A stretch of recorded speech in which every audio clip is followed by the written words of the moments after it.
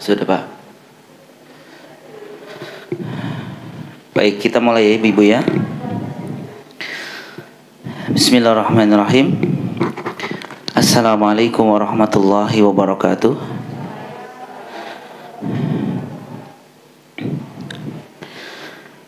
Innal hamdalillah nahmaduhu wa nasta'inuhu wa nastaghfiruh. Wa na'udzu billahi min syururi anfusina wa min sayyiati a'malina. Man yahdihillahu fala mudilla lahu wa man yudlil fala hadiya lahu. Wa nashhadu an la ilaha illallah wahdahu la syarika lahu wa nashhadu anna Muhammadan abduhu wa rasuluh. Allahumma salli ala Muhammadin wa ala ali Muhammad. Qala Allahu azza wa jalla fil Qur'anil azim A'udzu billahi as-sami'il 'alim minasy syaithanir rajim. Bismillahirrahmanirrahim. Ya ayyuhalladzina amanu taqullaha haqqa tuqatih wa la tamutunna illa wa antum muslimun. Wa qala Ya ayyuhalladzina amanu taqullaha wa qulu qawlan sadida yuslih lakum a'malakum wa yaghfir lakum dhunubakum wa may yuti'illaha wa rasulahu faqad faza fawzan 'azima. Tsumma amma ba'du. Wa qala nabiyyu sallallahu alaihi wa ala alihi wasallam fa inna asdaqal hadithi kitabullah wa khairal huda huda Muhammadin sallallahu alaihi wasallam wa syarrul umuri muhdatsatuha wa kullu muhdatsatin bid'ah wa kullu bid'atin dhalalah.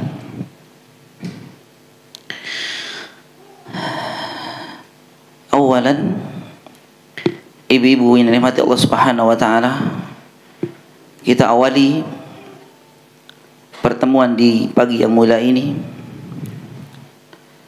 dengan memanjatkan nasykurullah azza wa jalla,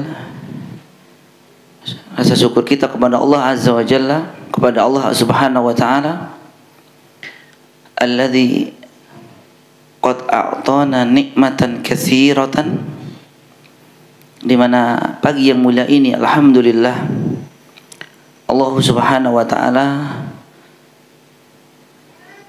memberikan nikmat yang begitu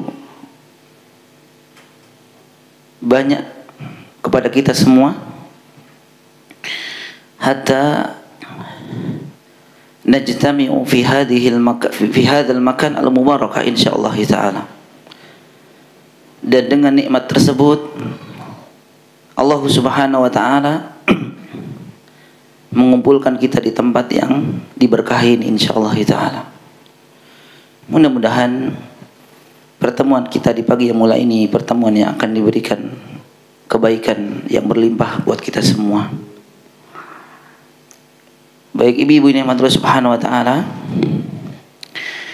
Yang kedua, salawat dan salam semoga senantiasa terlimpah kepada uswah wa qudwatuna, contoh dan suri tauladan kita yang terbaik, yakni Nabi kita Muhammad sallallahu alaihi wasallam beserta para keluarganya, para umatnya, pengikutnya, semoga mendapatkan syafaat di hari kiamat kelak. Amin ya rabbal alamin. Baik ibu-ibu yang dirahmati Allah Subhanahu wa taala, alhamdulillah di pagi mulai ini kita dipertemukan kembali di pertemuan keberapa ini ibu-ibu? Kedua ya.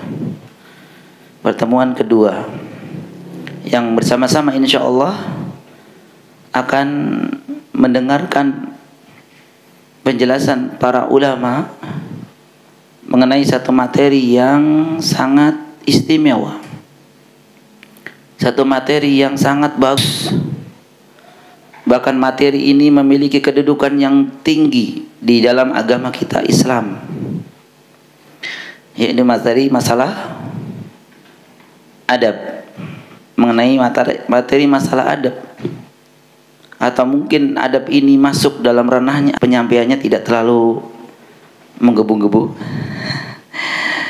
Karena qadarullah wa masyafa'al, saya masih pemulihan sebenarnya Ibu ya. Udah 4-5 hari ini saya sakit. Alhamdulillah ya ala kulli hal.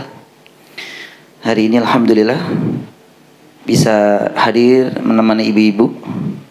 Oleh karena itu saya mungkin berbicaranya tidak terlalu cepat, pelan, karena sambil mengatur napas Ibu ya. Ya, masih agak nyesek. Baik ibu-ibu yang rahmatullah subhanahu wa ta'ala, kitab yang ibu miliki, Masya Allah ya, ini bab atau buku kitab yang membahas mengenai salah satu dari tujuan diutusnya Nabi Shallallahu Alaihi Wasallam. Apa di antara tujuan permukaan bumi ini, ibu? Sebagaimana Nabi SAW sampaikan dalam hadis riwayatkan Imam Al-Bukhari dan yang lainnya, Nabi SAW bersabda, innama bu'istu liutammima salihal akhlaq. Yani buku ini membahas mengenai seputar akhlakul karimah, akhlakul muslim, akhlak seorang muslim, akhlak yang mulia, di mana akhlak merupakan satu di antara ya tujuan diutusnya Nabi SAW. Sebagaimana hadis yang tadi dibacakan, innama bu'istu liutammima salihal akhlaq, yakni tidaklah ya, sesungguhnya aku diutus untuk menyempurnakan akhlak yang baik, menyempurnakan akhlak yang baik. Dan di antara akhlak adalah ya mengenai adab. Akhlak dan adab sebenarnya mirip ibu ya. Dan kedudukan akhlak dan adab dalam Islam itu sangat tinggi ibu. Sangat tinggi. Bukan berarti kita mengindahkan materi yang lain, materi akidah misalkan, tauhid misalkan. Di sini udah ada materi tauhid ibu ya. Ada ya, udah ya. Materi tauhid. Dan itu merupakan pondasi keislaman seseorang. Namun ada juga yang ya kedudukannya tinggi di dalam Islam pula selain dari masalah akidah, yaitu akhlak atau masalah adab, di mana Allah Subhanahu wa taala pernah memuji, menyanjung Nabi SAW. Nabi SAW itu disanjung dan dipuji oleh siapa? Oleh Allah langsung. Ibu bisa buka di halaman 2. Allah Subhanahu wa taala memuji nabinya, wa innaka la'ala khuluqin azim. Dan sesungguhnya kamu wahai Muhammad benar-benar memiliki budi pekerti yang agung.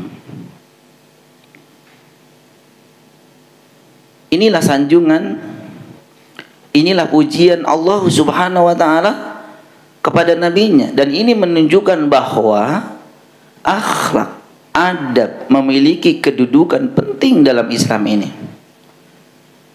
Karena seseorang yang memiliki, nah kita bandingkan dengan ilmu, orang berilmu. Orang yang banyak memiliki ilmu mungkin. Ya kalau kita di daerah kita atau di negara kita mungkin orang yang memiliki titel tinggi. Titelnya sampai kalau ditulis itu nggak cukup kertasnya ibu ya. Ada nggak? SS, MM, MA, D, banyak. Artinya ketika kita mendengar atau melihat tulisan nama belakangnya banyak titel, kita katakan ini orang pinter. Begitu Ibu ya? Orang pinter karena pendidikannya itu estafet. Setelah ini selesai belajar, setelah ini belajar dan belajar. Namun jika banyaknya ilmu tidak diimbangi dengan akhlakul karimah, ya, tidak diimbangi dengan adab al-azimah, adab yang agung, maka bisa juga seseorang itu bisa meremehkannya. Betul tidak Ibu? Diremehkan. Ya. Subhanallah. Maka Nabi SAW pun pernah bersabda, khiyarukum ahsanukum akhlaqan. Di dalil yang ketiga itu, sebaik-baik kalian adalah yang paling baik akhlaknya. Jadi disebutkan dalam hadis yang mulai ini, orang yang paling baik di antara kalian itu akhlaknya. Orangnya biasa saja Ibu, pendidikannya pun mungkin rendah, bahkan maaf ya, tidak pernah mengenyang pendidikan formal, tapi akhlak dan adabnya baik banget sama orang tua. Kira-kira orang tua akan membedakan tidak antara anak yang tadi tidak sekolah tapi adab dan akhlaknya baik kepada orang tua dengan anak yang memiliki titel yang berderet namun tidak sopan, menyepelekan orang tua, tidak hormat kepada orang tua? Kira-kira seperti apa? Lebih demen yang mana orang tua ini Bu? Yang akhlaknya baik. Yang akhlaknya baik. Ya. Bahkan lanjutan dalam hadisnya ini, hadis selanjutnya, asqalu syai'in fil mizan khuluqun hasanun. Bahwa amalan yang timbangannya pahalanya paling berat kelak di akhirat itu adalah akhlak yang baik. Sebenarnya ketika bicara tentang akhlak ini buat kita semua ibu-ibu, baik yang berbicara di depan ini maupun buat kita semua ya. Ada orang yang Masya Allah ya, katanya sudah ngaji, di mana-mana itu udah hadir, tapi tidak bisa menjaga lisannya. Gampang banget menyepelekan orang lain, gampang dan mudah merendahkan orang lain. Alah, ibu itu kan baru ngaji kemarin, gak usah dipercaya, saya nih udah kemana-mana. Ya, banyak tidak orang seperti ini? Gak ada di sini ibu ya. Di sini tidak ada. Di sana jauh. Ya. Nah ini bagian contoh ibu. Secara zahir pun belum kita bahas satu persatu. Apalagi maaf ibu-ibu ya, apa yang akan kita pelajari ini setelah kita baca satu persatu, itu betul-betul akhlak yang tinggi. Dimulai dari mana? Dalam keluarga. Karena misalkan ada orang yang akhlaknya baik di luar, tapi di dalam gak bagus. Terutama sama siapa? Nah ini akan disebutkan di bab pertama, kedua, ketiga, dan seterusnya. Ini ibu-ibu ini rahmati Allah Subhanahu wa Ta'ala ya. Oleh karena itu hendaklah materi tentang akhlak ini kita akan dalami bersama-sama. Dan di halaman 3 kita ibu bisa sebutkan akhlak atau adab yang akan kita bahas di sini insyaallah. Sebagaimana disebutkan Imam Ibnul Qayyim rahimahullah ta'ala, bahwa akhlak adab dalam Islam itu terbagi menjadi berapa? 3. Ya, akhlak atau adab dalam Islam itu terbagi menjadi 3. Yang pertama adalah akhlak atau adab terhadap Allah Subhanahu wa Ta'ala. Yang kedua, akhlak atau adab terhadap Rasulullah sallallahu alaihi wasallam. Dan yang ketiga ini yang paling luas, akhlak terhadap sesama makhluk, yang insya Allah kita akan bahas di pembahasan ini. Sekilas, apa yang dimaksud dengan akhlak atau adab terhadap Allah Subhanahu wa taala, ibu-ibu? Di sini disebutkan adab terhadap Allah Subhanahu wa taala yang akan menjaganya untuk tidak berlaku kurang ajar, tidak kurang ajar terhadap Allah.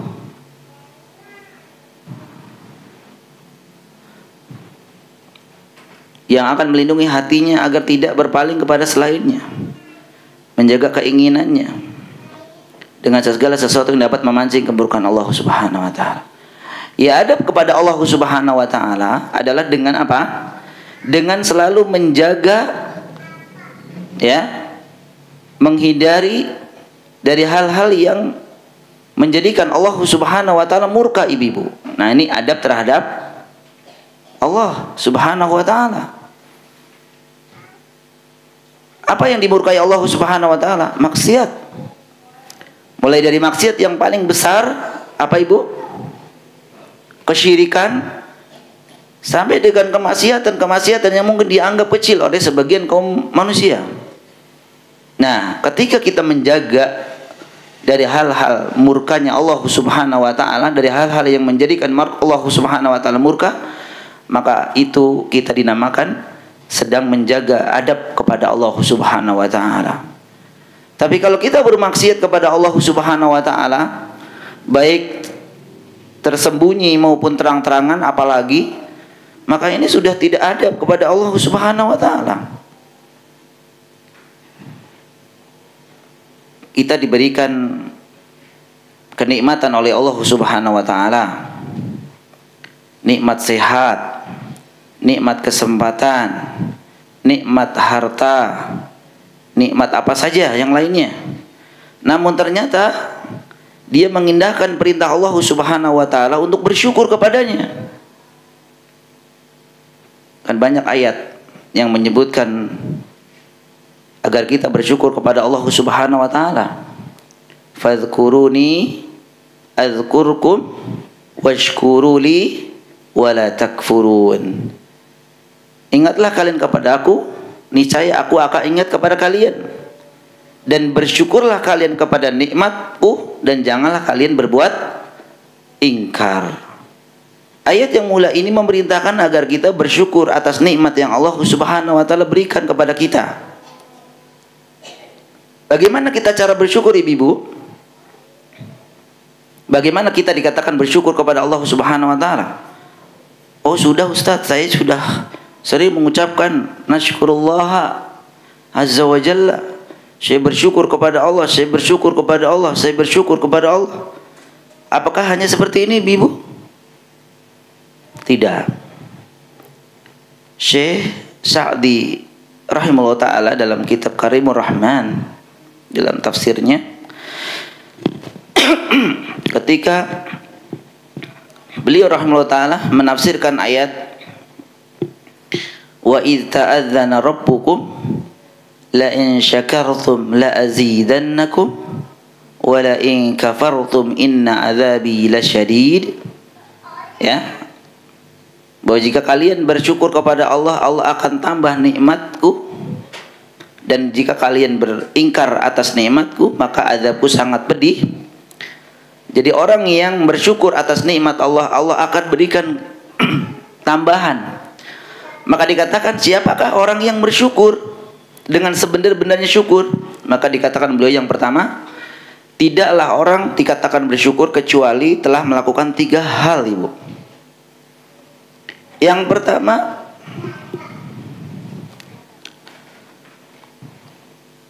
menisbatkan nikmat itu kepada Allah saja. Nah, ini yang pertama, bu. Dikatakan orang bersyukur itu kalau dapat nikmat, menisbatkan nikmatnya dari siapa? Dari Allah, ya, dari Allah.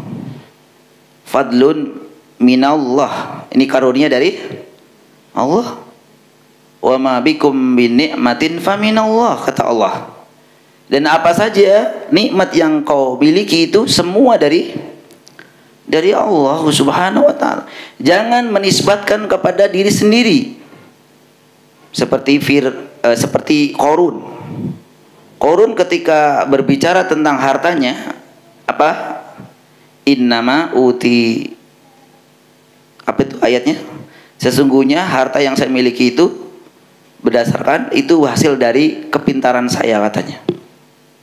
Jangan ya, ibu bilang, oh ini saya kan udah ahli dagang, saya kan udah ahli bisnis, ya, oh harta ibu banyak, karena pinter. Jangan menisbatkan kepada diri sendiri, tapi nisbatkan kepada Allah Subhanahu wa taala. Ini yang pertama, ibu. Dikatakan bersyukur jika menisbatkan semua nikmat itu kepada Allah. Jangan menisbatkan kepada selainnya. Kok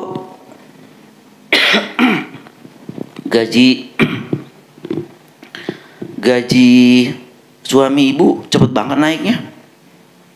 Iyalah, suami saya kan pinter ngelobi, ya, pinter ngelobi atasan. Kan suami saya IQ-nya 130. Waduh, udah di luar ini ya. Dan seterusnya. Nisbatkan hadza min fadlillah. Ini karunia Allah Subhanahu wa taala. Harta ibu, kesehatan ibu, ya, putra-putri ibu. Ya. Jadi kalau dipuji, Masya Allah ya, ini anak ibu pinter banget. Alhamdulillah, itu Allah yang ngasih. Yang kedua, dikatakan bersyukur setelah menisbatkan kepada Allah atas nikmat yang dia peroleh. Yang kedua, selalu memuji zat yang memberikan nikmat. Siapa ibu? Allah. Ibu mobilnya baru? Iya dong. Jangan. Ucapkan Alhamdulillah. Ya. Ucapkan tahmid, pujian kepada Allah. Jangan muji diri, ya, jangan muji. Bahkan sebaik-baik orang yang bersyukur kepada Allah, sebaik-baik orang yang selalu memuji kepada Allah itu Nabi Muhammad SAW, ibu. Kalau kita ketika memuji Allah, ketika kapan, ibu? Dalam keadaan senang saja, ya, bener nggak? Mendapatkan senang, ya, putra putri ibu diterima di sekolahan yang dinanti, langsung sujud syukur, ucapkan Alhamdulillah. Dapat gaji, dapat THR, dapat bonus, dapat apa saja, Alhamdulillah. Tapi kalau lagi diberi sakit, diberi rugi, gimana? Langsung, ya, nyalain ke sana sini. Gara-gara tetangga sih, gara-gara bapak sih, gara-gara dan seterusnya, ya. Tapi apa yang harus diucapkan, ibu? Pujian juga seharusnya. Dengan ucapan apa? Alhamdulillahi ala kulli halin. Sebagaimana Ibunda Aisyah radhiyallahu taala anha ketika menceritakan, ya, kondisi atau sikap Nabi SAW, beliau radhiyallahu anha pernah mengatakan, kana Nabi sallallahu alaihi wasallam idza ra'a ma yuhibbuhu qala alhamdulillahilladzi bi ni'matihi tatimmus shalihat. Adalah Nabi sallallahu alaihi wasallam jika beliau merasakan, melihat sesuatu yang beliau cintai, artinya yang menyenangkan, ya, menyenangkan, maka beliau mengucapkan alhamdulillahilladzi bi ni'matihi tatimmus shalihat. Segala puji bagi Allah yang dengan nikmat-nikmatnya Allah sempurnakan amal soleh. Ini ketika Nabi melihat, merasakan sesuatu yang menyenangkan, ibu-ibu. Demikian juga kita seharusnya. Jangan sampai kita dapat rezeki pun nggak sampai memuji Allah. Udah kebangetan tuh, bu. Ya, udah dapat rezeki, udah dapat yang enak-enak, sesuatu yang diinginkan dikabulkan oleh Allah, tidak memuji Allah. Ini udah kebangetan sekali. Namun sebaliknya kata Aisyah, wa idza ra'a ma yakrahu qol alhamdulillahi ala kulli halin. Dan jika Nabi SAW merasakan melihat sesuatu yang beliau tidak sukai, maka beliau mengucapkan segala puji bagi Allah di semua keadaan. Dua-duanya memuji Allah, Ibu. Oleh karena itu BBM naik, ucapan alhamdulillah ala kulli hal. Gak usah buktinya pom bensin penuh terus, berarti Ibu bisa beli. Ya bener nggak? Harusnya kalau Ibu rugi jadi sepi gitu ya. Ini mah jadi rame. Bingung saya.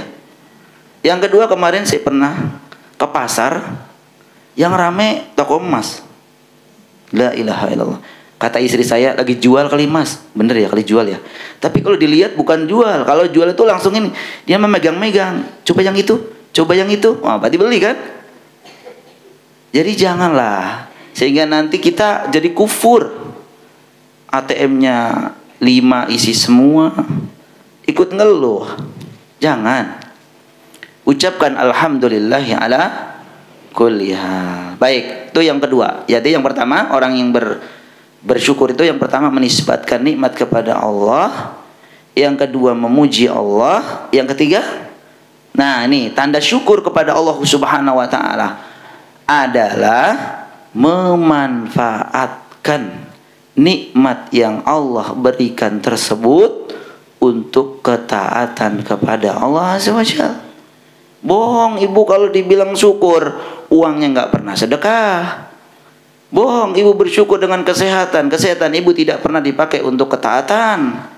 Bohong Ibu memiliki apa saja tapi tidak dipakai untuk ketaatan kepada Allah Subhanahu wa taala. Harus dikorbankan Ibu.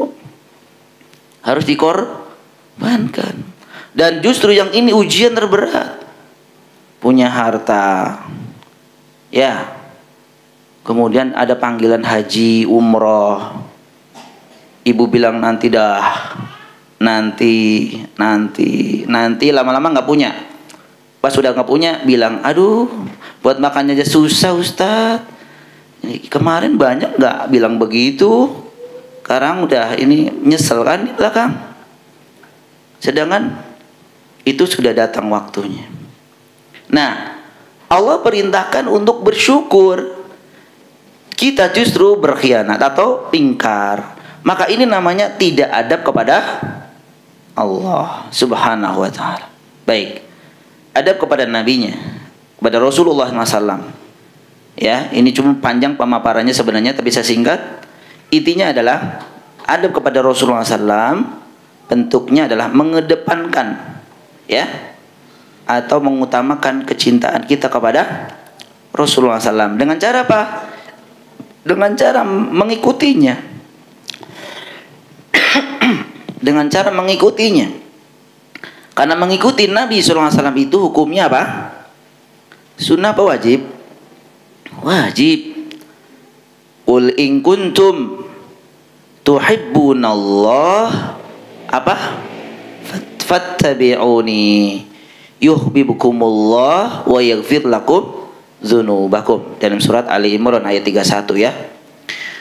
Qul, katakan Muhammad kepada mereka, in kuntum tuhibbunallah, jika kalian benar, jujur mencintai Allah, maka ada konsekuensinya. Apa? Fattabi'uni, ikutilah aku. Siapa aku di sini? Rasulullah SAW. Karena maka Allah akan cinta kepada kalian. Wa yaghfir lakum dzunubakum, dan tanda cinta Allah kepada kita adalah Allah akan ampuni dosa-dosa kita. Dan tentu ketika Allah ampuni dosa-dosa kita, kita akan dimasukkan ke dalam jannah. Ikuti, ya. Wa anna hadza sirati mustaqima fattabi'uhu wa la tattabi'us subula fatafarraqa bikum an sabili. Inilah jalanku yang lurus, ikutilah ia, dan janganlah kalian mengikuti jalan-jalan selainnya, karena jalan-jalan selainnya itu mencerai-beraikan dari jalan Allah. Yang disebut Ya, hadza sirati mustaqima, sirati mustaqim. Ini jalanku yang lurus. Jalanku yang mana maksudnya di sini? Para ulama mengatakan jalannya yang diajarkan oleh Allah kepada nabinya Muhammad sallallahu alaihi wasallam, yaitu berupa sunnah-sunnahnya. Sunnah itu apa artinya maksud di sini? Sunnah yang dimaksud di sini apa, Ibu? Bukan sunnah dikerjakan dapat pahala, ditinggalin nggak apa-apa, bukan. Tapi sunnah di sini adalah jalan apa? Jalan hidup Nabi sallallahu alaihi wasallam. Sebagaimana dikatakan atau diterjemahkan oleh para ulama, ma'ufidu ila Nabi sallallahu alaihi wasallam min qawlihi wa fi'lihi wa taqririhi wa khuluqihi atau kama qala. Yani apa-apa yang disandarkan, yang disebut sunnah di sini, Bu nih. Apa-apa yang disandarkan kepada Nabi sallallahu alaihi wasallam, baik dari perkataan beliau, dari perbuatan beliau, dari takrir beliau. Apa takrir, Ibu? Apa takrir? Diamnya Nabi terhadap perbuatan sahabat, yang ini menunjukkan boleh. Kemudian khuluqihi, nah tentang akhlaknya. Nah ini sunnah. Dan yang ketiga, ibu-ibu, adab terhadap sesama makhluk. Mulai dari adab terhadap diri sendiri sampai dengan adab kepada orang lain, yang insya Allah kita akan pelajari satu-satu. Dari bab yang pertama adalah ya, qala al-imamu al-Bukhari rahimahullahu ta'ala fi kitabil azim Al-Adabul Mufrad, bismillahirrahmanirrahim. Jadi kitab aslinya itu berbunyi, telah berkata Al-Imam Bukhari rahimahullahu ta'ala dalam kitabnya yang agung, Al-Adabul Mufrad. Apa arti Adabul Mufrad kemarin, Ibu?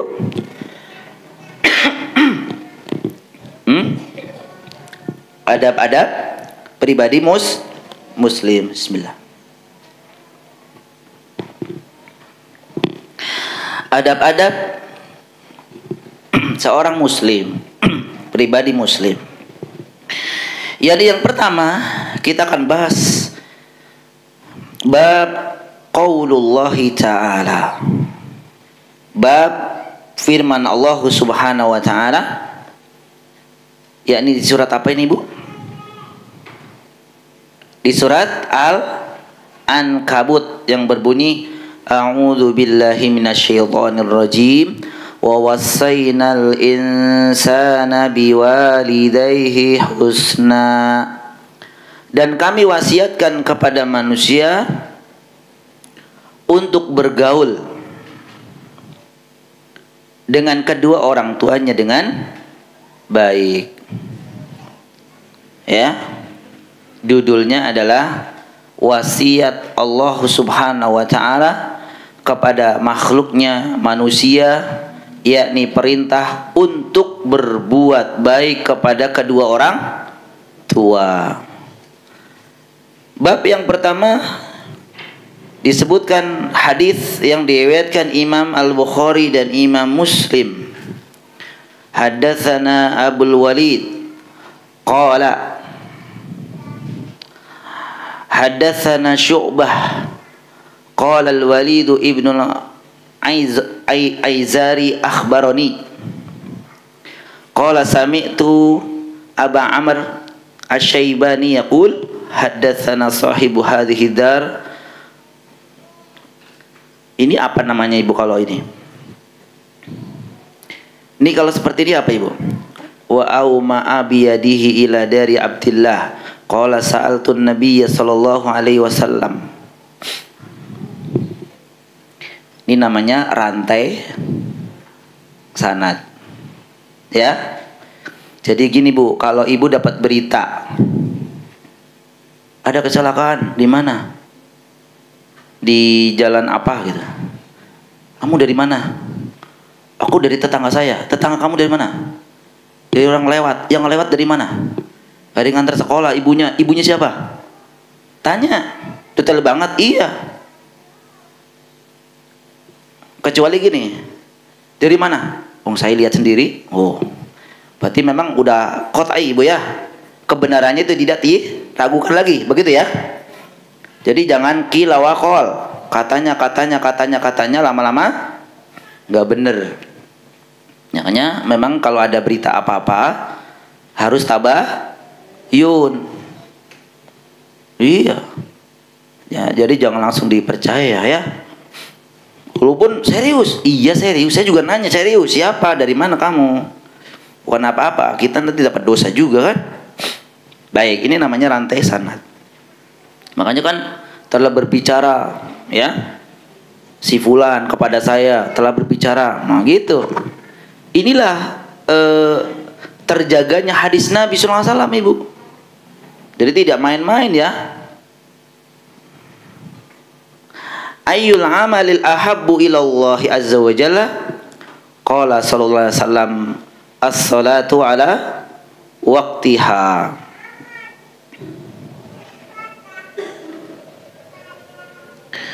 Qultu summa ayyu? Qala summa birrul walidaini. Qultu summa ay? Qala summa al-jihadu fi sabilillah. Qala haddatsani bihinna walawis tazadtuhu lazadani. Yang mananya adalah dari Abu Amr Asy-Syaibani berkata, pemilik rumah ini, dari Abu Amr berkata, pemilik rumah ini maksudnya dia menunjuk pada rumahnya siapa? Abdullah ibnu Mas'ud. Menggambarkan kepada kami, ia berkata, aku bertanya kepada Rasulullah SAW tentang amal apa yang paling dicintai Allah Subhanahu wa taala. Lalu Nabi SAW menjawab as-salatu ala waqtiha, yaitu jawabannya apa? Salat tepat pada waktunya. Nanti kita jelaskan, Ibu ya. Suma ay, nah itu akhirnya apa lagi? Bertanya lagi. Lalu apa? Amalan apa lagi? Beliau menjawab birrul walidain, yaitu berbakti kepada kedua orang tua. Sumai, kemudian bertanya lagi, lalu apa ya Rasulullah? Al jihadu fi sabilillah. Ya. Kemudian Ibnu Mas'ud mengatakan apa? Beliau bersabda demikian, hadatsani bihinna. Beliau sallallahu alaihi wasallam itu bersabda demikian kepadaku.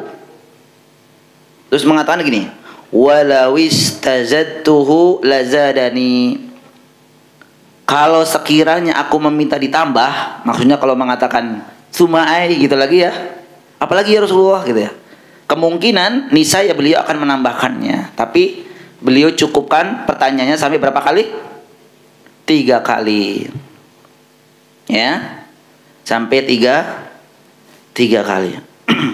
Hadal hadis akhrajahul Musannaf rahimahullah ta'ala fi sahihi wa akhrajal Muslim aidan fi sahihihi.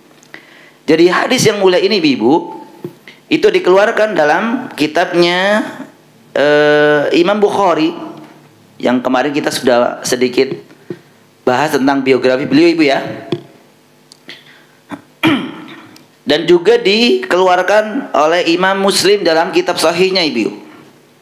Dalam kitab sahih, jadi riwayatnya Bukhari dan Imam Muslim. Dalam hadis yang mulia ini, Ibu nikmat Allah Subhanahu wa taala. Ini kalau di kitab aslinya malah disebutkan, kalau di kitab ininya enggak ada Ibu ya. Ini saya sedikit bahas ya. Qala al-Imam Bukhari rahimahullah taala bismillahirrahmanirrahim. Jadi dalam kitab ini Imam Bukhari rahimahullah taala itu mengawali babnya ini dengan mengucapkan bismillahirrahmanirrahim. Mungkin ada yang bertanya, kok tidak alhamdulillah ya Ustaz? Kok tidak memakai alhamdulillah? Kan Ibu kalau baca kitab kebanyakan alhamdulillah gitu ya. Tapi Al-Imam Bukhari dalam kitab ini Di mengawali di hadis yang pertama ini, beliau rahimahullah taala mengutamakan atau mengawali dengan bismillah. Maka di sini disebutkan ibu penjelasannya, wala'allal imam rahimahullahu taala hamida wa tashahhada nutqan inda wad'il kitab. Ya, kita husnudzon kepada beliau rahimahullah taala, beliau sebenarnya sudah memuji Allah Subhanahu wa taala ketika ingin membuat atau mencantumkan hadis-hadis di kitab ini. Hanya saja beliau tidak lam yaktub dzalika. Nah, tapi beliau tidak mencantumkan di buku ini, Bu. Ya. Tapi memang segala sesuatu ketika ibu ingin kerjakan ya dengan memuji Allah dulu ya. Maka di sini walam yaktub, tapi tidak ditulis di sini. Bukan berarti beliau itu tidak mengucapkan alhamdulillah, tahmid, tidak. Tujuannya apa insyaallah? Tujuannya apa? Beliau tidak mencantumkan ikhtisaran alal basmalah. Ya, namun di apa namanya? Ikhtisar, qasar. Di qasar itu apa? Di ringkas dalam lafaz basmalah, ya. Karena dalam lafaz basmalah juga di sana ada apa? Pujian juga, benar tidak? Bismillahi, dengan nama Allah yang Maha Pengasih lagi Maha Penyayang. Nah, ini kan nama Allah. Ya. Sebagaimana ayat yang pertama turun dalam Al-Qur'an apa?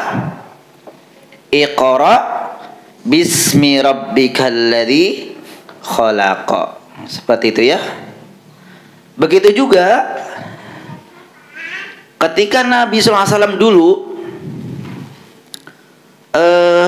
fatoriqu at-ta'assi wal iftitahi bil basmalah.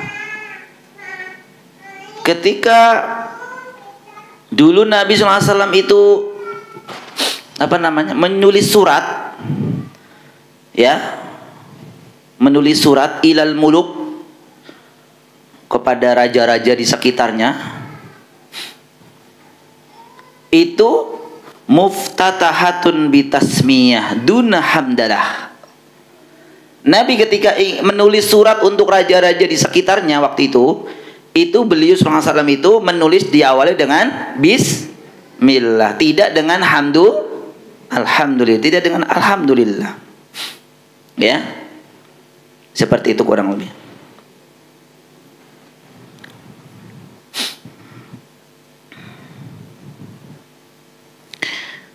Bab ini Ibu yajuzu fi babi tanwini babun. Kita bisa juga tulis dengan tanwin. Ini penjelasan ini ya. Saya lewatin aja.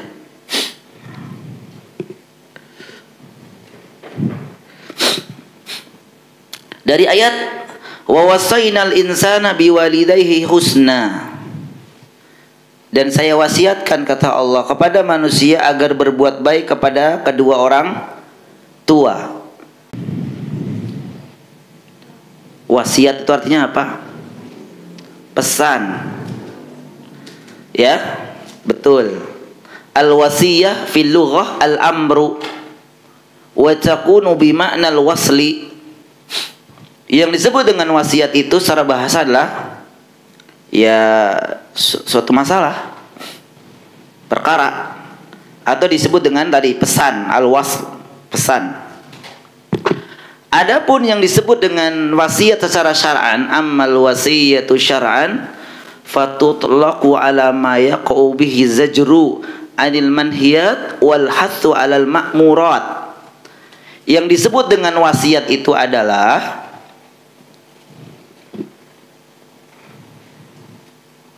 sesuatu yang ingin disampaikan yang isinya adalah larangan untuk mengerjakan sesuatu, larangan, ya,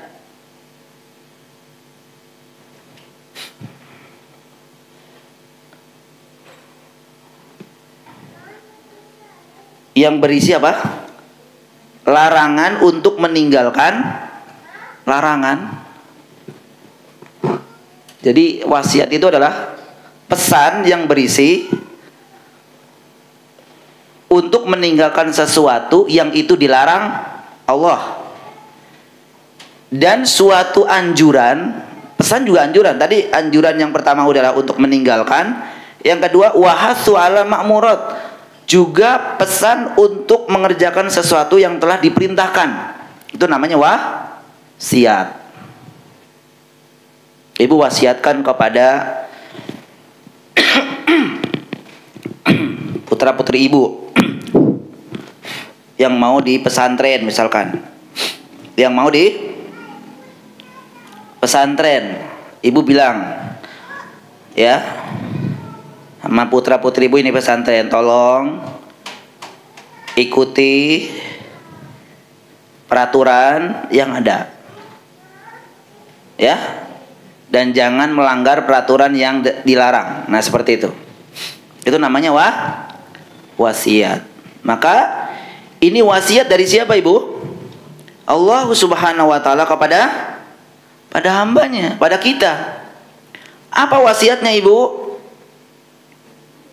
Ya, wasiatnya adalah nanti akan kita sebutkan berkenaan dengan bab ini, itu berbakti kepada kedua orang tua. Baik. Qala Ibnu Mas'ud radhiyallahu taala anhu, sa'altun Nabiyya sallallahu alaihi wasallam. Berkata Ibnu Mas'ud, Abdullah Ibnu Mas'ud radhiyallahu taala anhu, beliau adalah sahabat terbaik juga ibu ya, yang banyak meriwayatkan hadis. Bertanya pada Nabi SAW, ayyul amalil ahabbu ilallah. Ya, tentang apa? Amalan yang paling dicintai Allah. Yang disebut dengan ahabbu ilallah ay yuhibbuhullahu ta'ala. Yang disebut dengan amalan yang paling dicintai Allah adalah amalan itu menjadikan Allah itu cinta jika dikerjakan. Jadi Abdullah bin Mas'ud bertanya, amalan apa yang saya kerjakan sehingga Allah itu cinta kepada saya? Nah itu maksudnya ahabbu ilallah, amalan apa yang jika dikerjakan Allah menjadi cinta kepadaku. Nah itu kurang lebih. Wa yardha bihi aktsara minal a'mal ukhra, atau menjadi Allah itu jadi ridho ketika amalan-amalan yang disebutkan nanti oleh Nabi SAW itu dikerjakan. Ya, ini namanya ismu tafdil. Isim tafdil yang artinya paling atau ter. Jadi Nabi SAW, Abdullah bin Mas'ud meminta kepada Nabi SAW, meminta atau ingin disebutkan amalan apa yang paling ketika dikerjakan itu Allah jadi cinta kepadaku dan ridho kepadaku. Nah, Nabi SAW itu menjawab sesuai dengan pertanyaan si penanya. Jadi ini nanti akan disebutkan itu.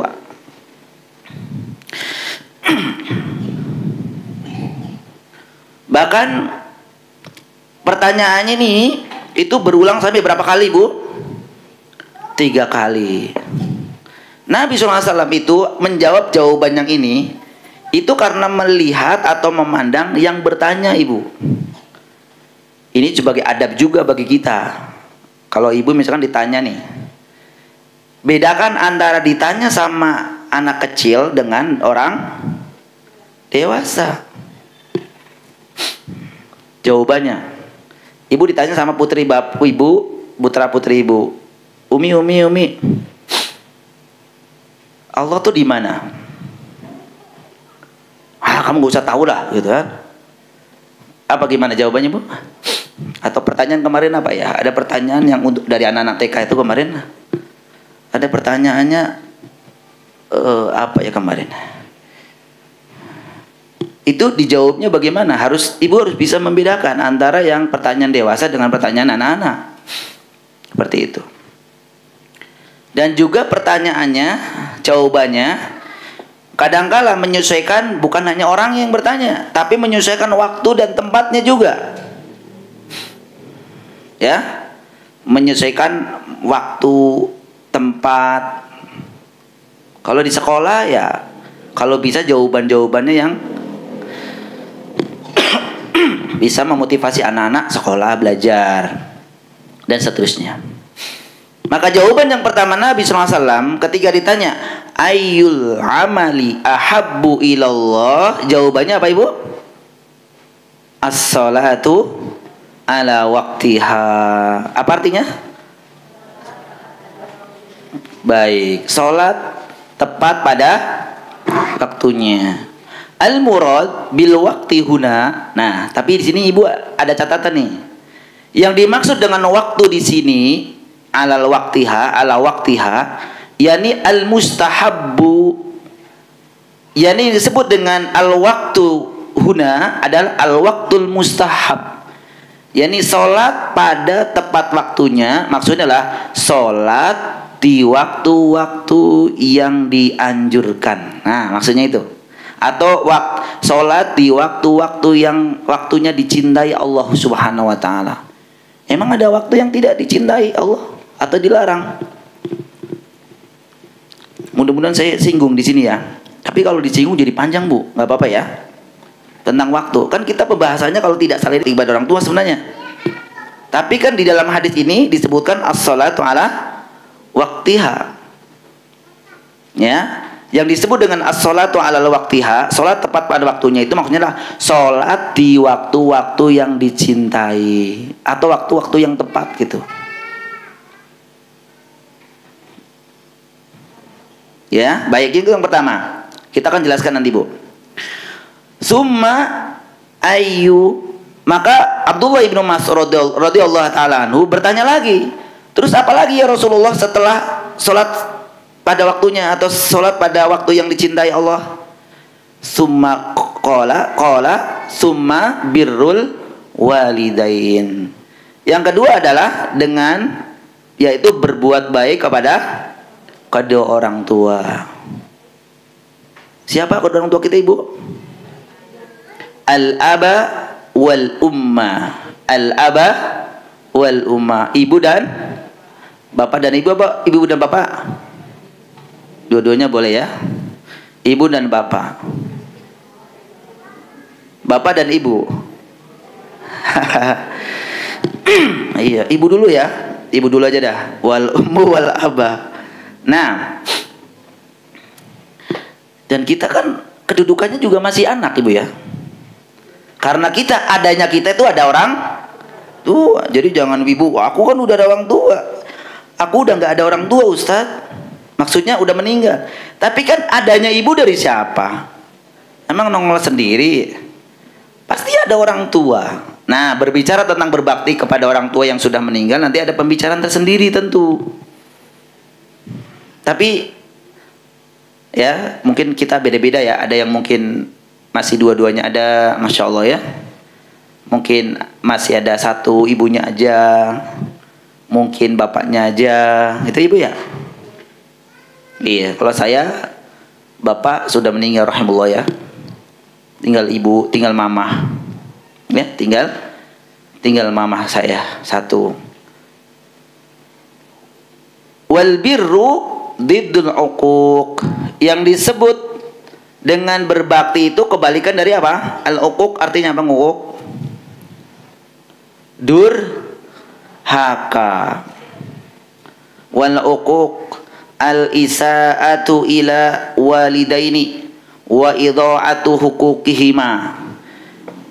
Yang disebut dengan durhaka itu adalah berbuat jelek kepada kedua orang tua, wa idha'atu huquqihima, dan melalaikan hak-hak keduanya. Apa hak keduanya? Ya, melalaikan hak-hak keduanya, Ibu. Wal birru naw'an, yang disebut dengan berbuat baik kepada kedua orang tua itu ada dua macam. Silatun wa ma'rufun. Yang pertama adalah silah. Silah itu badlul mali fi jihati mahmudati bi ghairi iwadi matlubin la ajilan wa la ajilan. yakni memberikan nafkah. Ibu ya? Ibu masih ada orang tua? Ya, dinafkahi? Mereka punya uang banyak Ustadz daripada saya, ya. Ya, intinya membantu. Nanti memang ini ada pembicaraan banyak ya. Apalagi misalkan ibu, aku kan kedudukan sebagai istri Ustadz. Gimana atuh nanti kalau suami, kan gaji suami yang megang. Ya, begitu ya. Ya, kedepannya nanti insya Allah ini kan panjang banget nih. Tapi minimal ya memberikan bantuan kepada mereka. Tapi bukan hanya fi jihati dalam harta saja. Tapi yang disebut di sini apa-apa yang dibutuhkannya. Apa-apa yang dibutuhkannya. Kemudian wa ma'rufun, yaitu mempergauli. Artinya apa namanya? Iya, menemani dan seterusnya. Mempergauli, berhubungan dengan baik, maksudnya berhubungan dengan baik. Ini namanya birrul walidain. Terus bagaimana kalau orang tua saya adalah orang yang kafir Ustaz? Nah, ya, kan ada seperti itu juga. Maka ada juga penjelasannya, nanti insya Allah datang ya. Baik. Ini saya baca secara global dulu Bu ya. Penjelasannya sebelum nih sebenarnya Bu. Kemudian sumai fakultu sumai Abdullah bin Mas'ud bertanya lagi. Kemudian apa lagi ya Rasulullah? Ya. Maka Nabi SAW mengatakan qala summal jihadu fi sabilillah. Jihad di jalan Allah. Apa disebut dengan jihad ibu-ibu? Al jihadu muharabatul kuffar. Yakni berperang dengan orang-orang kafir. Untuk apa? Li'ila'i kalimatillah, untuk meninggikan kalimat Allah. Wa yakunu dzalika bil mal wa nafsi wa bi kulli ma yamlikuhul muslim. Itu bisa dilakukan dengan hartanya, dengan jiwanya, wa bi kulli ma yamlikuhul muslim, dan dengan apa yang dimiliki oleh seorang muslim. Itu namanya jihad. Sama dengan kita di pagi mulia ini, itu sedang berjihad ibu-ibu. Bener nggak? Memang ya Ustaz ya, saya lagi jihad duduk di sini. Iya, lebih baik enak duduk di rumah nonton televisi, dagang, omset bisa masuk. Bener nggak?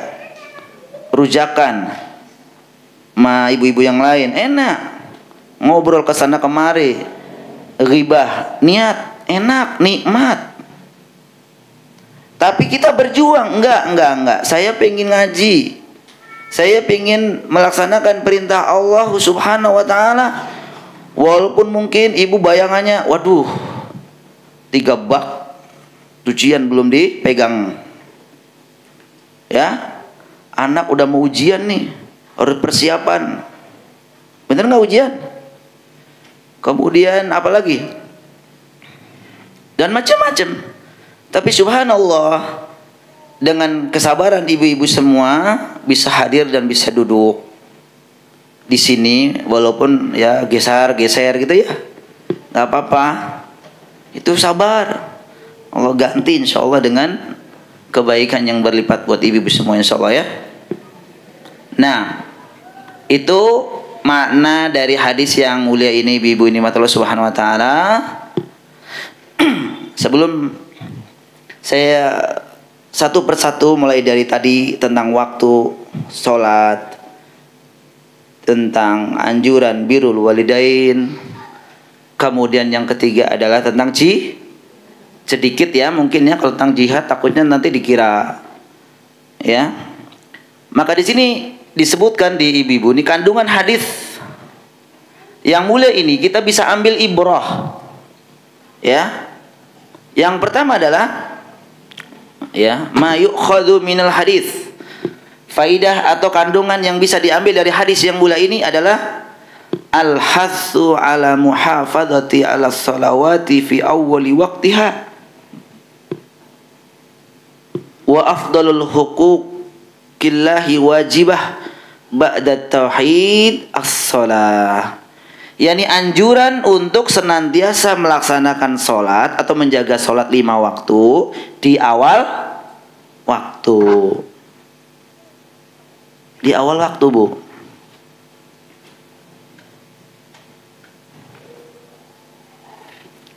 Ibu kalau sholat di awal waktu apa ditunda-tunda?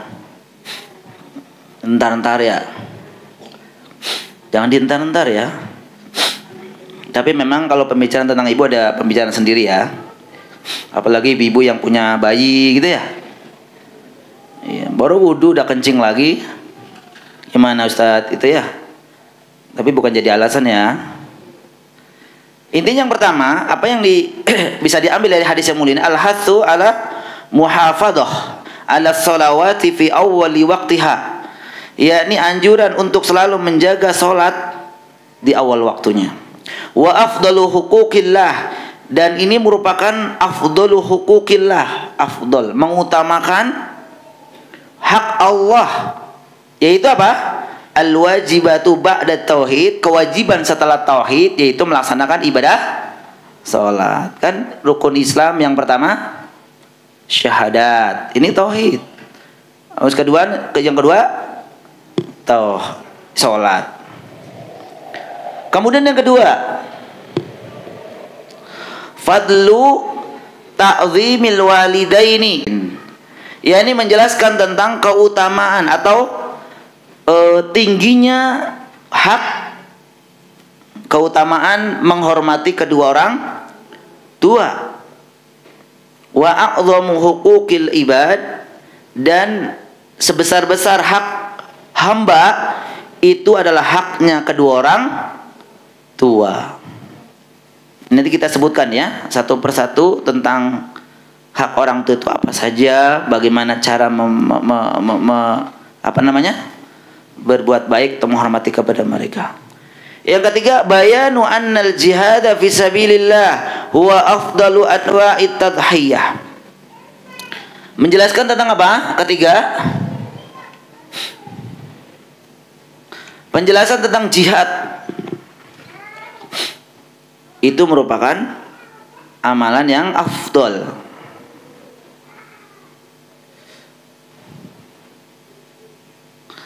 Kemudian yang keempat, hada tartibul madhkuru fil hadis yadullu ala anna a'malal birri yafsulu ba'duha ba'da.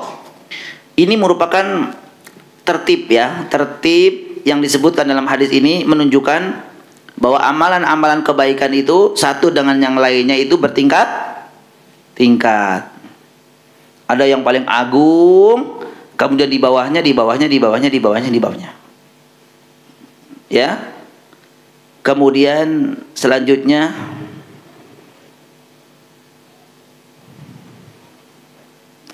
iradul jawabi ala hasabil ikhtilaf al ahwali wal ashkhas huwa al ansab. Jadi kalau ngasih jawaban tadi yang sebutan di awal sebenarnya, kalau ibu ditanya maka bedakan dari si penanya. Ibu anaknya 3, yang satu SMA, SMP, SD. Lah otomatis pertanyaan 3 orang ini kan beda ibu ya. Ibu memberikan jawabannya juga harus beda. Dari raut mukanya juga beda.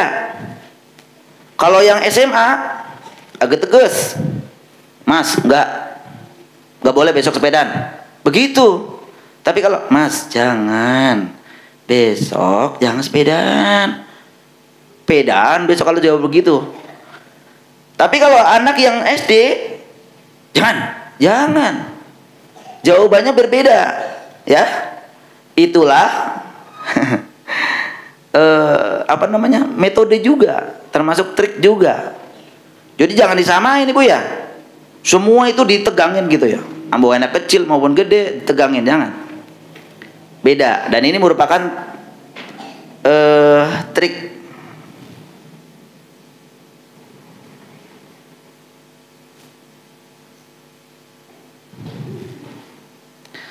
Husnul murajaah fi soal. Ini juga bisa diambil ibrah, baik untuk mengulang pertanyaan. Jadi ibu kalau bertanya orang lain ya, bisa juga diulang. Wa jawazu soal an masaila syatta fi waqtin wahid, dan boleh juga bertanya dengan beberapa hal dalam satu pertanyaan, dalam satu tempat, dalam satu waktu. Saya tanya ini, tanya ini. Boleh. Ya. Nah, ini Bu nih. Sabrul mufti wal muallim ala sa'il wal muta'allim.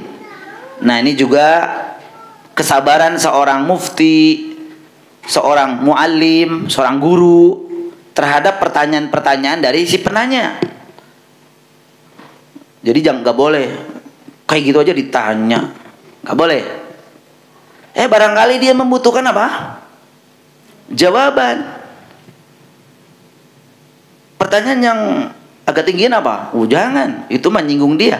Dia pertanyaannya kan sesuai dengan kapasitas dia. Jadi jangan ini. Toh kalau memang misalkan pertanyaannya aneh, tongkat Nabi Musa itu dari kayu apa? Udah.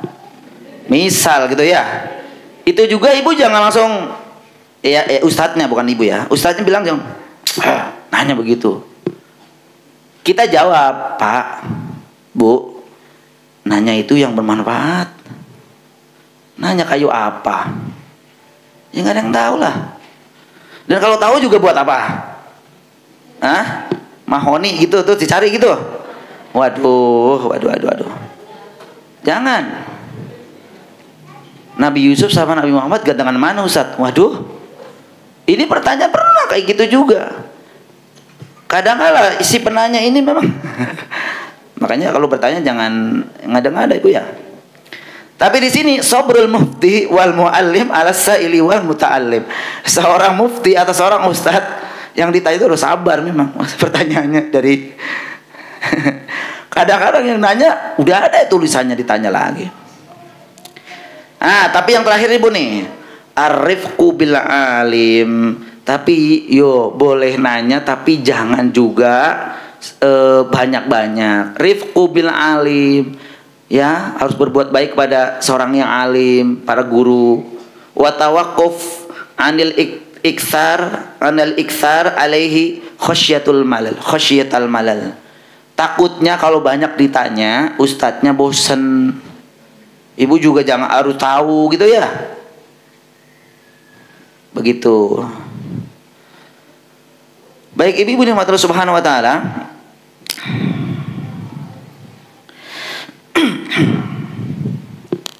Kita jelaskan satu persatu ya. Jadi dari hadis yang mulai ini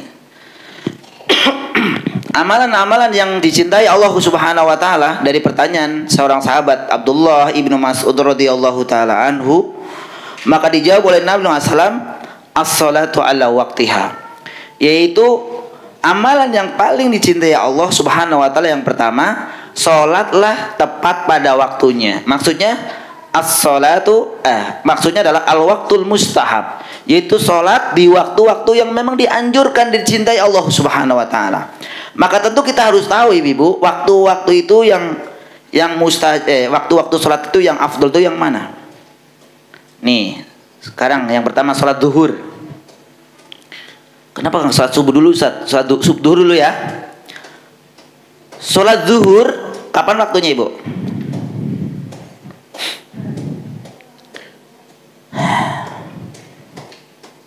Ya. Bismillah.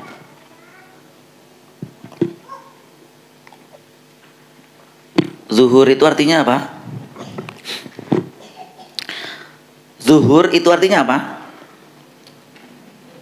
Zuhur itu berarti waktu zawal.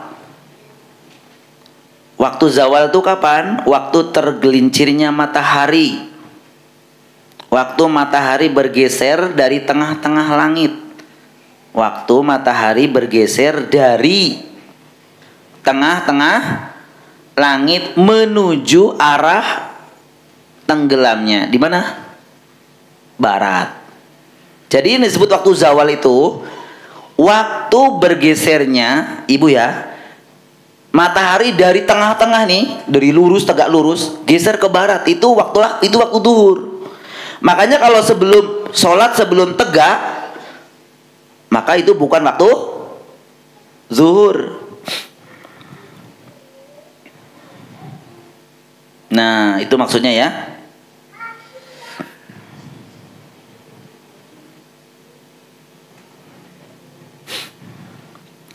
Sholat zuhur disebut juga dengan sholat aula. Sholat al-ula, sholat awal.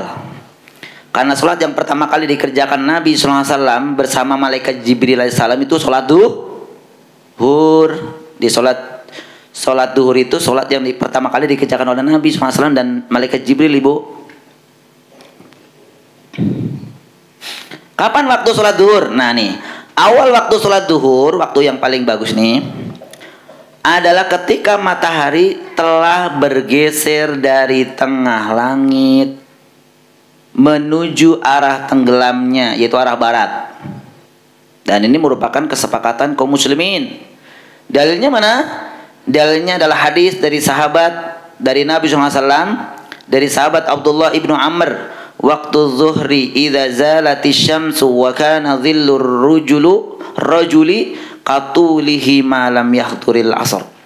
Waktu sholat itu adalah ketika telah tergelincir matahari menuju arah tenggelamnya hingga bayangan seseorang sebagaimana tingginya selama belum masuk waktu sholat asar. Hadis ini diriwayatkan Imam Muslim dalam kitabnya. Ini waktu awal Ibu. Ini waktu waktu duhur nih. Kapan tadi? Setelah tergelincirnya matahari dari tengah langit ke arah atau sampai bayangan itu sama tingginya. Kalau sama tingginya, berarti udah masuk ke sholat asar. Kalau udah tingginya sama dan kemudian ini udah waktu akhir Ibu, akhir. Nah, jadi bayangannya itu harus semisal. Bayangannya harus semisal. Itu udah waktu akhir dari waktu duhur. Ya. Makanya hati-hati Ibu yang biasanya kalau Ibu menunda-nunda waktu sholat hingga waktu asar tiba. Namun disunahkan untuk mengakhirkan sholat duhur jika sangat panas. Hal ini berdasarkan hadis riwayat Imam Bukhari, Imam Muslim juga. Kana Nabi sallallahu alaihi wasallam idza ishtaddal bardu bakkara bis shalah wa idza ishtaddal harru abrada bis shalah. Nabi sallallahu alaihi wasallam biasanya jika keadaan sangat dingin, beliau menyegerakan sholat, dan jika dalam keadaan panas terik yang sangat panas, maka beliau mengakhirkan sholat. Namun yang disebut mengakhirkan sholat juga jangan bermudah-mudahan. Udah ntar aja jam 2:30 kok. 2:30 kan jadi habis sholat masih zikir dengar adzan asar ya. Kayaknya cepet banget dah. Lah iya Ibu enggak gitu ya. Nah baik, secara singkat aja ya. Itu duhur. Sekarang yang dua, sholat asar. Asar itu artinya apa? Waktu sore. Al-asr. Ya. Kapan? Waktu sore hingga matahari memerah, yaitu akhir dalam sehari. Sholat asar disebut dengan sholat wusta. Sholat wusta. Sholat wusta. Banget ya. Waktu sholat asar, saya langsung aja Bu ya, biar ini. Kapan waktu sholat asar Ibu? Waktu awal sholat asar adalah jika panjang bayangan sesuatu atau kita ya, itu telah semisal dengan tingginya barang itu sendiri, benda itu sendiri. Itu berarti udah masuk waktu asar Ibu. Ya, waktu asar itu awalnya dari mana? Jika bayangan itu semisal atau sama dengan panjang benda. Itu yang pertama Ibu. Waktu asar akhir kapan? Yo, waktu asar akhir.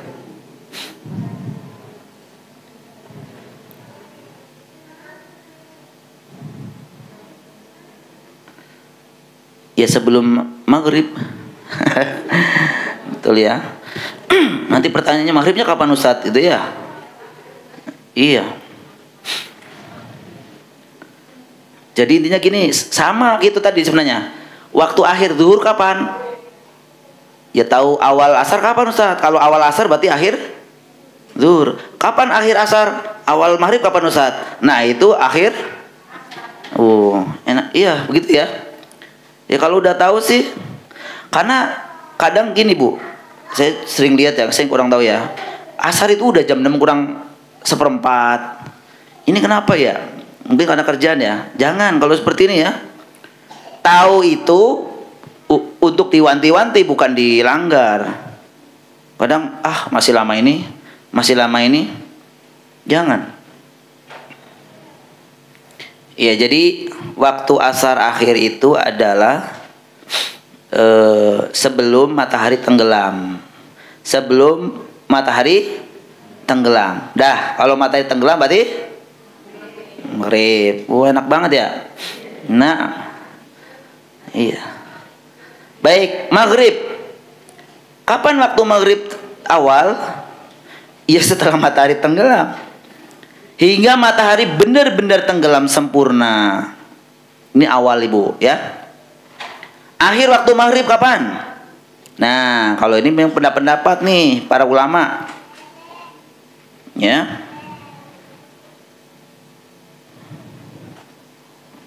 Pendapat pertama mengatakan bahwa waktu maghrib hanya merupakan satu waktu saja, yaitu sekedar waktu yang diperlukan orang yang akan sholat untuk bersuci, menutup aurat, melakukan azan, iqamah, dan melaksanakan sholat maghrib. Jadi nggak panjang lah maksudnya memang ya. Pendapat ini disebutkan menjadi pendapat Malikiyah, Syafi'iyah, dan seterusnya. Pendapat kedua mengatakan bahwa akhir waktu maghrib adalah ketika telah hilang sinar merah ketika matahari tenggelam. Pendapat ini disebutkan Imam Ahmad, Abu Thawr, kemudian Sufyan Ats-Tsauri, dan seterusnya. Dan menjadi pendapat sebagian dari mazhab Imam Syafi'i.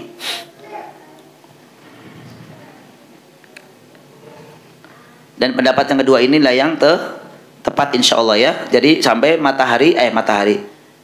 Iya ya. Sampai hilang sinar merah ketika matahari tenggelam itu. Sholat Isya. Nah nih sholat Isya ini Bu nih. Kadang-kadang jam 12 ya. Waktu awal Isya itu adalah sepakat para ulama. Waktu Isya adalah telah hilang sinar merah di langit. Tadi habisnya maghrib ya. Sinar merah hilang, maka itu masuk sholat Isya. Kapan akhir sholat Isya? Nah ini. Kalau akhir sholat Isya, maka para ulama juga berpendapat. Pertama, di akhir sholat Isya itu adalah sepertiga malam. Ada yang berpendapat seperti itu. Sepertiga malam. Yang kedua, waktu sholat Isya terakhir itu tengah malam. Sepertiga malam itu kapan Ibu?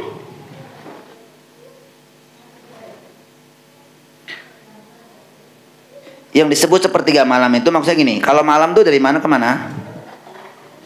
Maghrib sampai subuh. Berapa jam? 11 bagi 3 jam setengah. 3 jam setengah terakhir. Nah itu namanya sepertiga malam. Coba hitung berapa? Cari jam berapa kira-kira? Dari jam 6 sampai jam berapa sekarang subuh? 4:30 ya. Coba berapa jam? 11:30 ya? 10:30 apa 11:30? Nah, dari jam 6 sampai jam 4:30. 11:30. 10:30 bagi 3 jam setengah ya. 3 jam setengah terakhir itu namanya sepertiga malam. Itu pendapat yang pertama. Kalau yang pendapat kedua adalah sholat Isya itu di tengah malam. Tengah malam ya setengah malam, 9:30 bagi 2 itu tadi. Pendapat ketiga mengatakan akhir waktu sholat Isya itu adalah ketika terbit fajar shodiq. Ini pendapat ya Atha, Ikrimah, dan lainnya. Pendapat yang tepat menurut Al-Imam Syaukani dalam masalah ini adalah akhir waktu sholat isya terbaik adalah hingga setengah malam. Ya. Sedangkan waktu bolehnya mengerjakan sholat isya adalah hingga terbit fajar berdasarkan hadis Abu Qatadah. Nah ini yang lebih tepat insya Allah. Waktu utama sampai tengah malam, tapi waktu yang boleh sampai dengan terbit fajar. Maksudnya sampai sebelum sholat subuh itu masih boleh.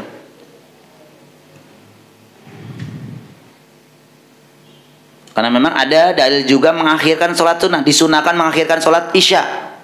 Pernah dengar ya? Laula an asyqa ala ummati la amartuhum an yuakhiru al-isya ila thuluthil lail au nisfih. Jika kiranya tidak memberatkan umatku, ya Nabi sallallahu bersabda, maka aku akan perintahkan kepada mereka mengakhirkan sholat isya hingga sepertiga atau setengah malam. Nah kan, berarti memang boleh. Akan tapi ini tidak selalu dikerjakan oleh Nabi, Ibu. Terkadang.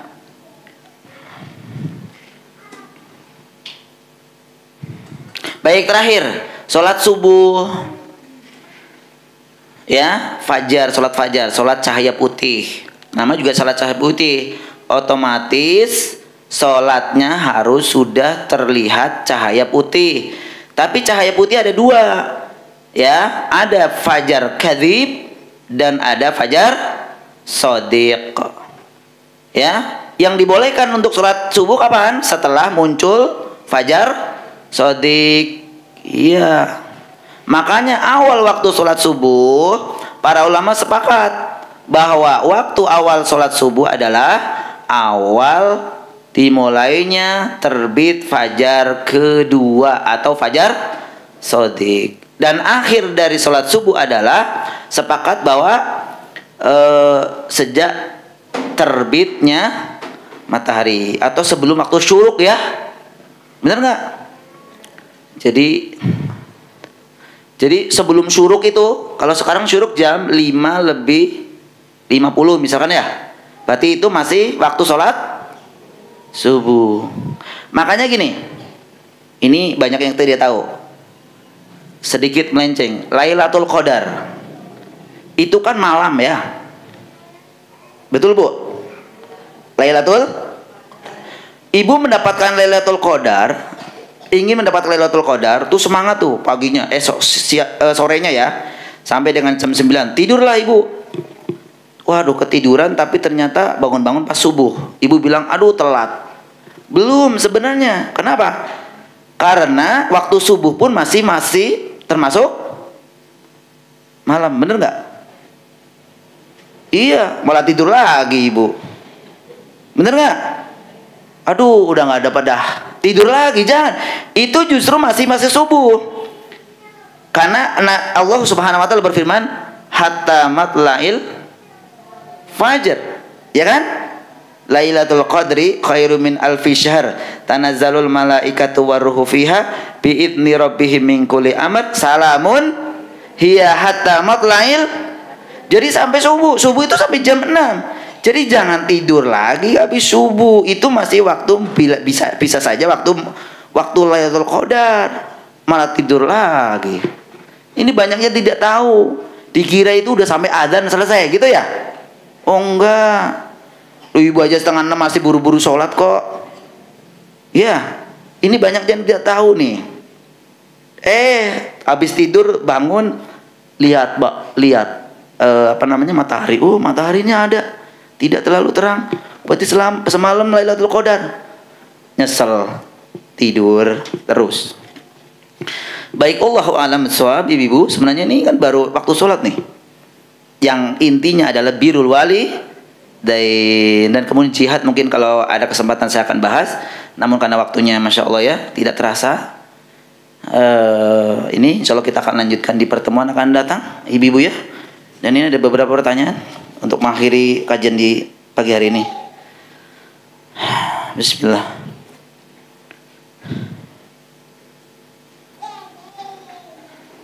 Afwan Ustadz, mau nanya mengenai hadis membolehkan mengqadha sholat pada waktu hujan. Misalnya pas maghrib diqadha dengan isya, lalu lebih afdolnya mengqadha atau tidak Ustadz?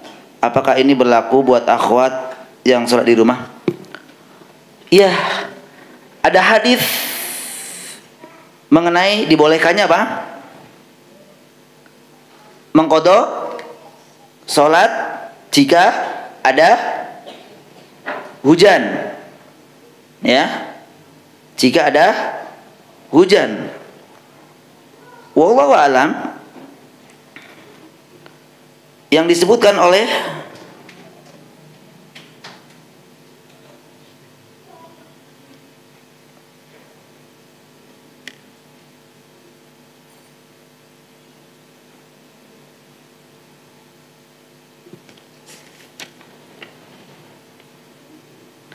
bukan mengqadha Ibu, jamak.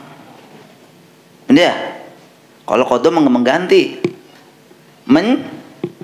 Jamak. Jadi maghrib sama isya digabung gitu ya. Kalau lagi hujan bukan qadha, kalau qadha diganti ya. Baik. Ini ada beberapa dalil. Saya sebutkan satu ya.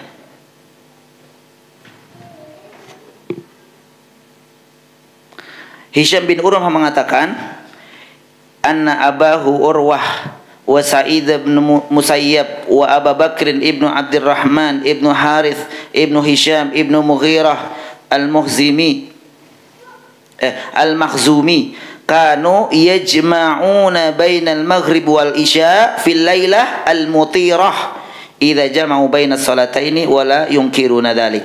Sesungguhnya ayahnya Urwah, Sa'id bin Musayyib, dan Abu Bakar bin Abdurrahman bin Al-Haris Al-Hisham dan Al-Mughirah bin Al-Mughirah Al-Makhzumi biasa menjamak sholat maghrib dan isya pada malam yang hujan apabila imam menjamaknya, dan mereka tidak mengingkari tersebut. Nah, patokannya ibu-ibu nih, artinya saya jawab boleh ya, karena ada hadis-hadisnya.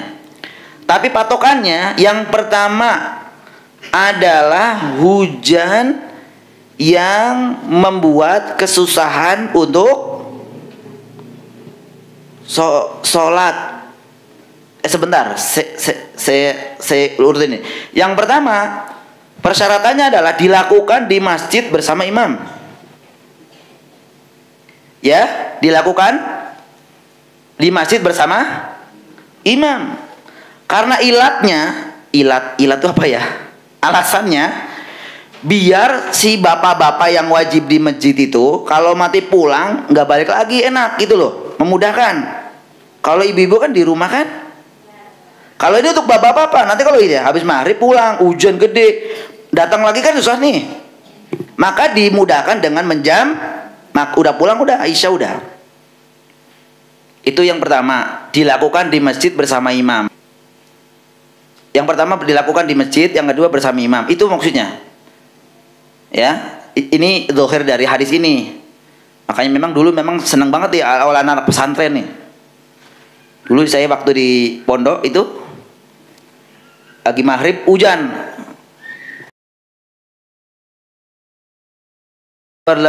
Jadi intinya jawabannya adalah boleh, tapi ini dikhususkan untuk bapak-bapak.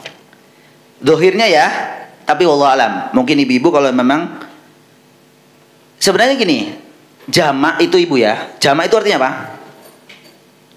Menggabungkan. Itu tidak identik dengan safar, ya. Tidak identik dengan safar. Ibu menjamak tuh boleh karena sakit, ya, karena hujan, banjir, karena memang ada bencana apa. Kalau ada kebutuhan-kebutuhan yang mendesak banget dan itu memang darurat, boleh dijamak. Karena macet, ya. Nah gitu. Tapi kalau kosor itu apa? Meringkas 4 tadi, 2 itu identik dengan safar. Kalau nggak safar nggak boleh dikosor. Makanya ada jamak kosor. Ada pembahasan sendiri mungkin di fikih insyaallah ya. Wallahu a'lam bishawab ibu nih yang pertama. Yang kedua, Ustaz, bagaimana kalau kita diundang acara 7 hari, 40 hari wajib datang atau bagaimana? Nggak wajib. Nggak wajib, Bu. Kalau tetangga gimana? Ya nggak wajib, datangnya udah selesai. Ya, iya. Kalau saya sih Bu, kalau saya kan di kampung ya, kampung Cimuning. Awal-awal datang di situ 2016, wah diundang. Saat ntar malam ya, gitu ya. Apa jawaban saya Ibu? Saya jawabannya, Bapak, terima kasih udah mengundang saya.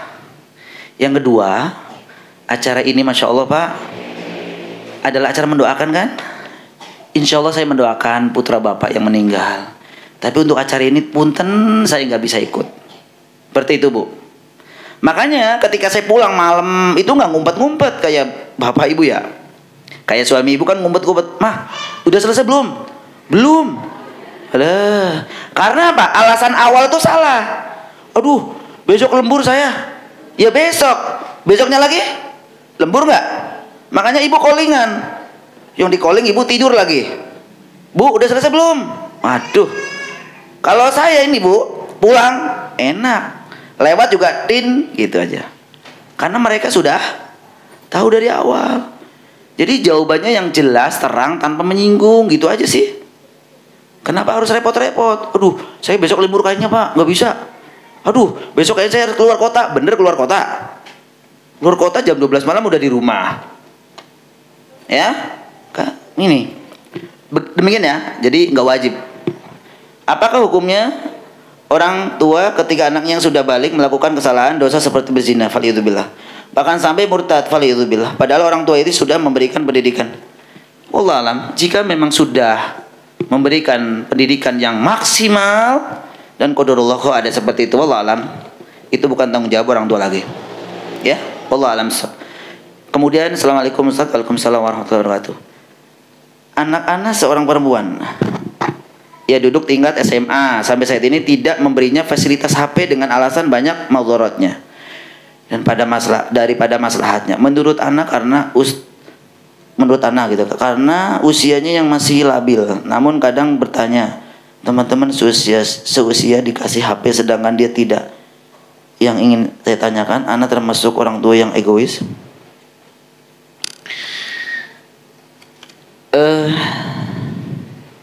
Yang disebut memberikan HP itu maksudnya dikasih HP beliin gitu. Tapi kalau suruh pakai gimana? Gitu, dipinjemin nggak kalau begitu? Itu sebenarnya melihat situasi dan kondisi ibu masing-masing sebenarnya ya. Tapi Allah alam bisawab, sekarang kalau memang zamannya digital, di sekolah-sekolah harus memiliki itu. Ya tentu jangan mengecilkan hati si anak, ya. Karena memang itu kan sudah kewajiban, harus punya gitu. Kecuali memang itu betul-betul diwanti-wanti. Tapi wallah alam Ibu ya, seini-ininya zaman sekarang ya, memang susah sekali ya. Tapi intinya gini Bu, kalau memang itu suatu kebutuhan, kasih. Kalau memang ini suatu kebutuhan dan bahkan kewajiban, maka kasih. Yang kedua, kalau toh memang ada, ya itu yang kita takutkan ya.